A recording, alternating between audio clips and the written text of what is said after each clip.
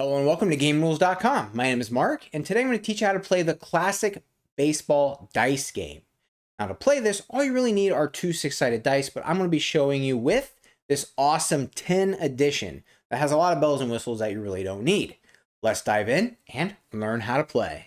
Out of the home baseball edition of this game, you will get a wooden board that sits within the 10, 4 pegs for each player, 2 six-sided dice, and then a wax pencil for keeping score on the board. But all you really need to play this game is 2 six-sided dice and then a piece of paper and a pencil for keeping score. And then you might also need a reference for all of the dice rolls. To set up the game, go ahead and place all of the pegs on the benches here. We got 4 white pegs on the left, 4 brown pegs on the right. Each player should roll to see who will be the home team, and they will bat last. Highest number rolled is the home team. So player 1 rolled a 12, player 2 rolled a 5. So player 1 is the home team. That means they will pitch first and bat last. While you are playing, whoever is the pitching team, you will use those pegs to keep track of runs and outs for the inning.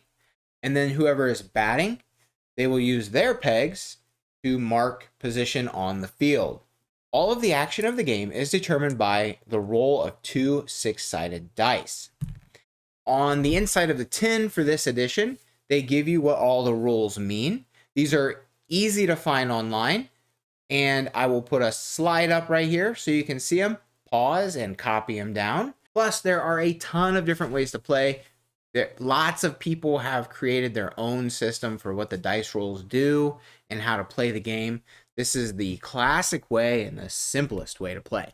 So we will go ahead and have player 2 go first because they are batting first. So they pick up the 2 dice and they roll.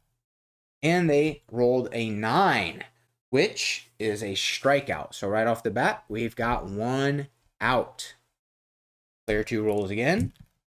This time they got an 11, which is a double play if there is anyone on base.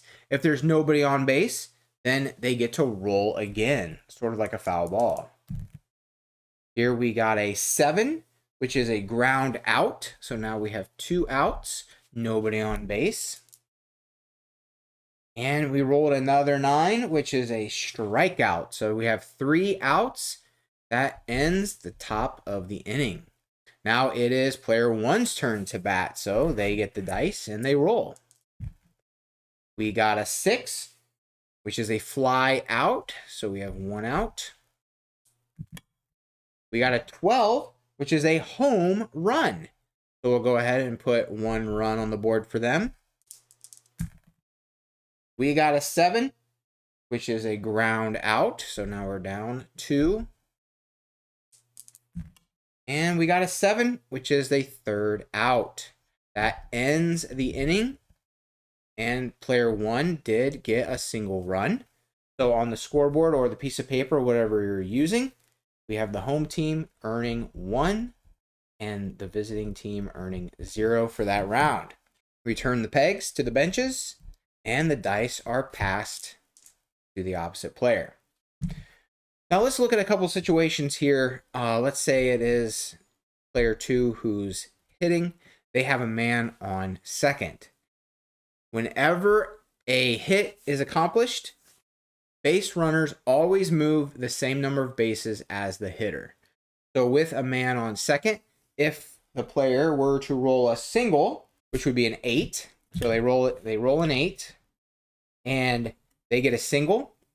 Not only do they put a peg on first, but the peg that was on second automatically moves to third.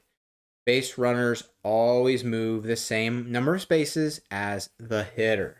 The same goes for walks and doubles and triples and so on and so forth.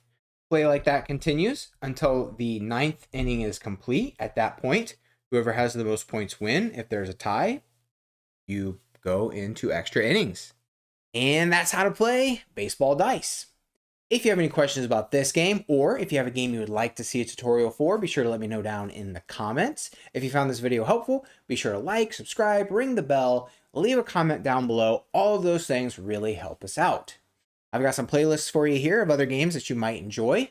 And as always, until next time, keep on playing.